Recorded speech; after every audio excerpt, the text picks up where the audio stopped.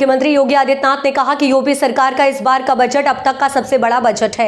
Budget का आकार 7,36,000 करोड़ रुपए है। ये बजट प्रदेश की 25 करोड़ जनता के आकार को देखते हुए उनके जीवन स्तर को उठाने के संकल्प के साथ प्रस्तुत किया गया है। सभी जानते हैं कि मात्र 7 वर्षों में आज प्रदेश की अर्थव्यवस्था दोगुनी हो गई है। मुख्यमंत्री योगी आदित्यनाथ विधानसभा में प्रदेश सरकार द्वारा पेश किए गए बजट पर बोल रहे थे। मुख्यमंत्री योगी आदित्यनाथ ने कहा कि ऑनलाइन लेन देन बढ़ा है। 19 फरवरी को हम 10 लाख करोड़ रुपए की निवेश परियोजनाओं का भूमि पूजन करने जा रहे हैं। उन्होंने नेता प्रतिपक्ष अखिलेश यादव के आरोप कि सरकार हर बार प्रदेश का सबसे बड़ा बजट प्रस्तुत करती है पर उसे खर्च नहीं कर पाती है।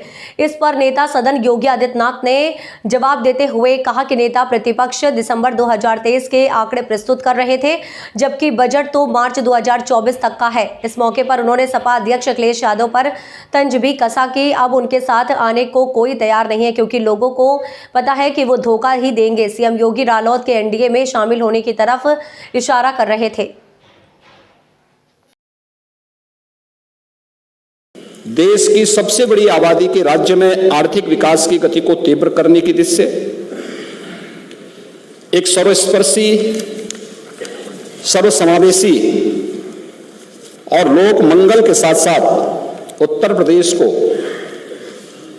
समृद्धि की एक नई ऊंचाइयों तक पहुंचाने के लिए एक बेहतर रोड मैप के साथ इस बजट को इस सदन के सम्मुख प्रस्तुत किया गया है। बजट में अंत्योदय से एक विकसित अर्थव्यवस्था तक, इंफ्रास्ट्रक्चर से ईज ऑफ लिविंग तक,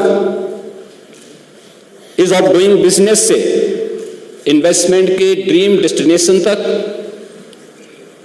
कृषि और किसान से लेकर के गरीब कल्याण तक, आस्था से लेकर अर्थव्यवस्था तक, शिक्षा और स्वास्थ्य से स्वस्थ और स्वावलंबन की ओर, संस्कृति से समृद्धि की ओर और महिला सशक्तिकरण के संकल्प को समावित करते हुए एक विकसित उत्तर प्रदेश के रूप में प्रस्तुत करने का एक बेहतर रोड मैप और उत्तर प्रदेश को उस मार्ग पर ले जाने के एक संकल्प के साथ बजट इस माननीय सदन में प्रस्तुत किया गया है।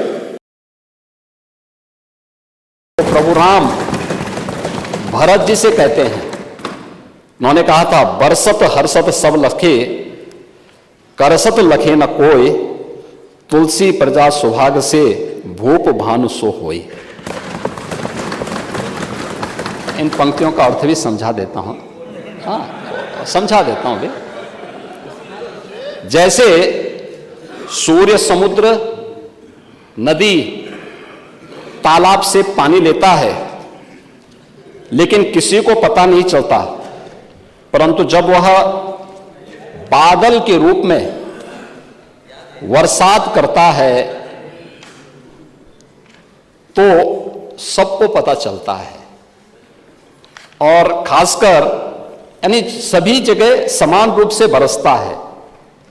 तो यही स्थिति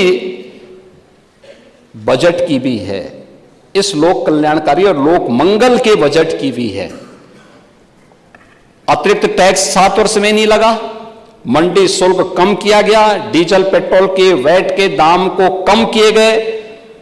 लेकिन जब प्रदेश के कल्याण के लिए, प्रदेश के विकास के लिए जो बजट प्रस्तुत किया है, जब बजट आ रहा है तो पूरे प्रदेश के अंदर बिना भेदभाव के सभी 75 के 75 जनपदों को ध्यान में रख करके यह सब किया गया है।